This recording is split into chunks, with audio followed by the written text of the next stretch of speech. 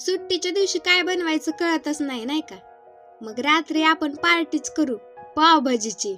चला बनवूयात पावभाजी.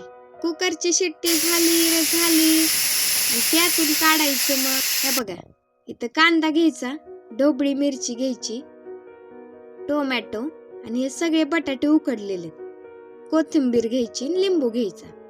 आपल्यापेक्षा शक्तिशाली लोक आपल्याला जसे दाबून पुढे जातात तसंच या बटाट्यांना, टोमॅटोला आणि त्या ढोबळी मिरचीला असं दाबायचं. म्हणजे कसं होतंय, चांगलं ते मिक्स होतंय आणि मग ते एकदम बळकट बनतात सगळे मिळून. असं सगळ्यांना मिक्स करून घ्यायचं. चांगला रंग दिसतोय बघा आता. मग तेल टाकायचं, मग कांदा, त्याला चांगलं परतून घ्यायचं बरं का. पिवळा रंग आला पाहिजे. पिवळसर रंग आला की मग ते कांदा जरा चांगला लागतोय.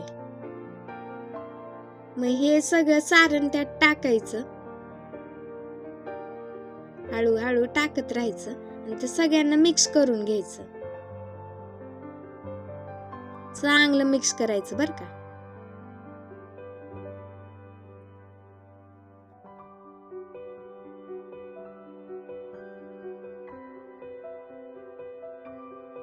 मीठ टाकायचं आणि मग टाकायचा पावभाजीचा मसाला.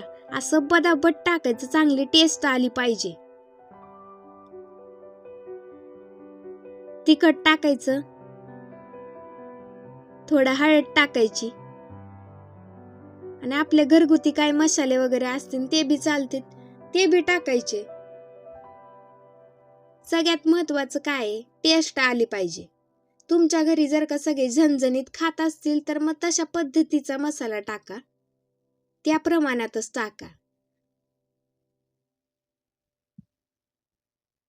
मग पाणी टाकून ते असं चांगलं मिक्स करून घ्यायचं आणि थोडा अजून मसाला टाकायचा, परत पाणी टाकायचं.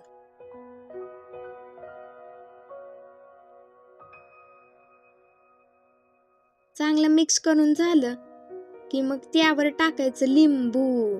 असं लिंबू पिळायचं म्हणजे चांगली टेस्ट येते. मग कोथिंबीर टाकायची आणि ते चांगलं दिसतंय, मग सजावट होती चांगली.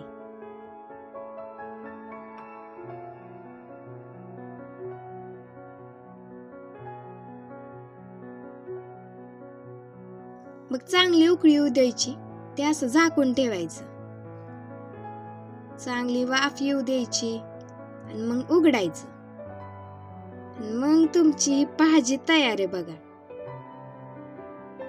तुम्हाला जर घट्ट लागत असेल तर घट्ट होऊ द्यायची. मला तर बया पातळच लागते.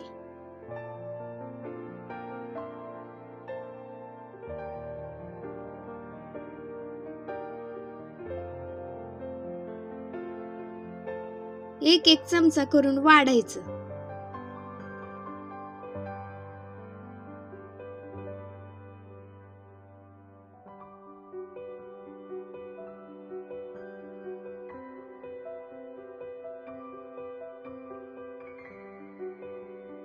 मग इकडे तव्यावर पाव भाजून घ्यायचे बटर लावून. चांगलं खालून वरून त्याला असं बटर लावायचं आणि भाजायचे. कुरकुरीत झाले पाहिजे असे.